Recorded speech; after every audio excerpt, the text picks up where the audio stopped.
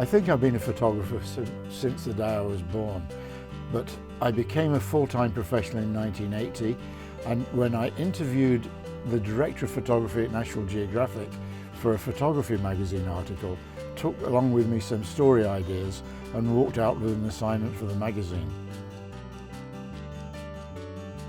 Welcome back. We're here with Bob Holmes again. Bob, thank you once again. It's good to see you again. For making the trek over here. It's great to see you. You know what we're going to do is we're going to talk about light. Okay. It seems to be a popular subject, and you seem to know a lot about it. I see it every day. I do too. Yeah, there's a lot of it around, fortunately.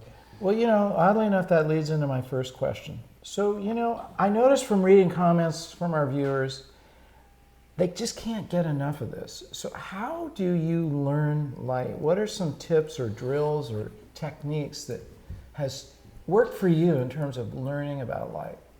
I think everything I've learned about photography, or learned about seeing, has come from my interest in painting. Okay. It's looking at painters, both classical, you know, going back 600-700 years, up to abstract expressionism and beyond. And that has taught me to see things more clearly, and that includes light. The problem is most people look and don't really see. Yes. You've got to learn to see. You know, we all look, everybody looks, but you've got to go beyond that and analyze what you're seeing to start with anyway, then it becomes natural. You know, sometimes clients want to go out with me and it's almost embarrassing because I don't appear to be doing anything. You know, I just wander around, click, click. Right. And it's an intuitive response to what's in front of me. So it's very difficult to get that across in a teaching situation unless people grill me, and then I'm missing the photographs. But you have to get yourself into a stage where you recognize things and can respond like that without the camera getting in the way. It's how you see that's important. And that it comes down to seeing. And let's dig into this area you talk about studying the masters. And I put that in the book, folks, AYP. But there again, you can look or you can see. Like when you look at the paintings, what are you finding out? Like what information are you getting from it other than, oh, that's a beautiful painting? That's the initial reaction. I guess it's a superficial reaction. So, oh, yeah, I like that painting. It's a nice painting. I like or don't like. Whatever that means, yeah. But that doesn't tell you. It has to be something that you respond to on an emotional level. And that particularly applies with 20th century painting. If you look at abstract expressionism, there's a gallery at the Tate in London, the Tate Modern, that is a collection of Marc Rothko's canvases that he painted for the Seagram's building in New York. And to me, it is phenomenal. It almost brings tears to my eyes. It's an incredibly emotional experience. And yet there are hundreds of people walk through every day without even stopping, you know, to look around, and it doesn't have any effect on them. So what is it that you do? I'm curious. It's an intangible. I don't know why. Okay. But you have to find work that you personally respond to. But you could do it at your own local gallery. But you find your own sources of inspiration. And then you ask yourself why, if you can, why is it that you respond to them that way? Exactly. And you can't always say that. And it doesn't necessarily matter, I don't think. I haven't a clue why I respond to Rothko the way I do. But I find it incredibly, incredibly powerful.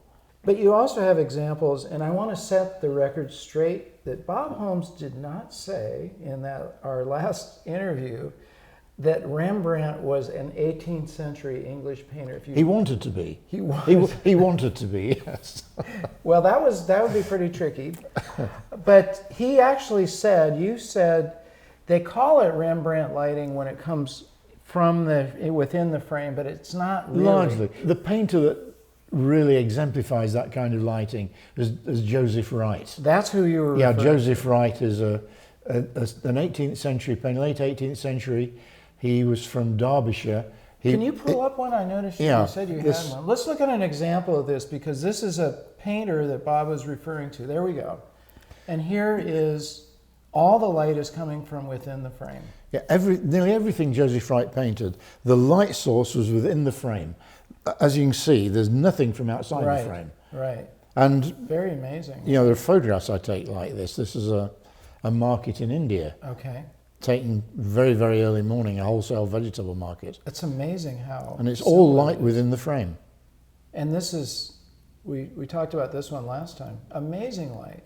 It works on multiple levels. This photograph of a chorister in the Church of the Holy Sepulchre in Jerusalem works because of light that's from within the frame. There's obviously light coming from outside as well, but the key is the light on the face coming from a candle behind his hymn book.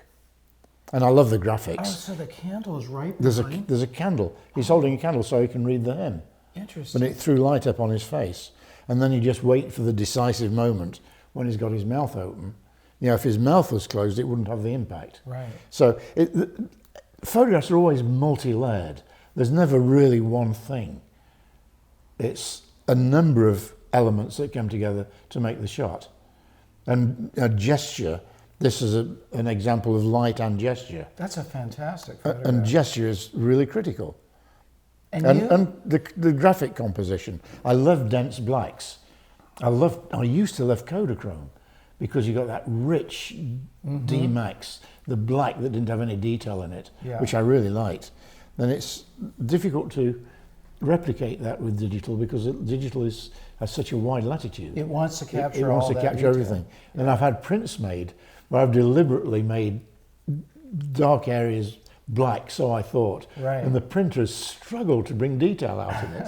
and done it quite successfully. Well, that's the beauty of processing. Yes, you can hide that detail. You don't necessarily have to bring out those shadows.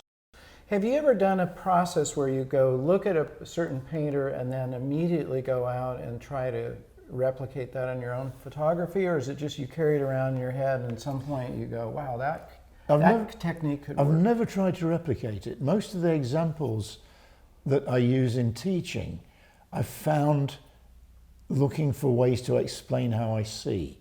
So I've taken the photograph and I think, why did I see it that way? And then I've gone back to books of paintings and catalogues and found examples that relate to those. Kind of reverse engineering almost. Yeah, exactly. Right, to justify how you saw it that way, but that makes sense too. Reverse engineering sounds far too academic. I know, it's kind of a cool term, isn't it? Yeah, but it's exactly that, Mark. Okay. It's reverse engineering. Yeah, but occasionally I see things and think, God, that just looks like whatever. There's a Joseph Wright photograph. It happens with classical paintings rather than modern paintings. But in India, I was in India in November, this last November, and came across a scene of a millet harvest in Rajasthan. You were showing me that. Let's see that. That was phenomenal. And to me, that just shouted out a classical painting that I knew that coincidentally is by Millet. It's spelt exactly the same way as millet. It's by spooky. Millet's Gleaners. It's similar in context. Very similar. The light is similar. It's the same tonal range, the same palette. But this is a really important point, you guys, that again I talk about in the book, that's where you can get your inspiration and you can find lighting and how these guys lit their paintings and then use that in your own photography. Coming back to the light, I should say Wright, Joseph Wright. Nobody's heard of Joseph Wright, which is why I rarely mention him. I don't remember his name myself. Yeah. I was born 8 miles from where Joseph Wright lived.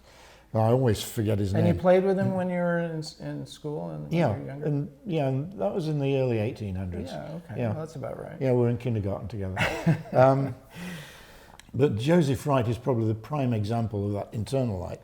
And at the other end of the spectrum is Vermeer, where all the light comes from north windows. I want the freedom to be able to take photographs without worrying about gear at all. I just want to respond to the subject. Yeah. So if the light isn't good in one place, I'll move the subject to good light. Yeah. And I find that's much more satisfactory. You can always find some nice window light somewhere with ideally a dark background. Fantastic. You have to immerse yourself. If you want to get better, you really have to immerse yourself in photography and love it. If you don't love it, why do it? I consider I retired when I became a photographer because I make money from my hobby. Well, I'm glad you've retired, Bob, because you've given us a lot of information and inspiration. And thanks again for joining me on Advancing Your Photography. Thank you. Thanks, Mark. Wonderful to have you here. Thanks. It's always fun to be here. Boom. I said that with conviction. I know, you almost fooled me there. Yeah.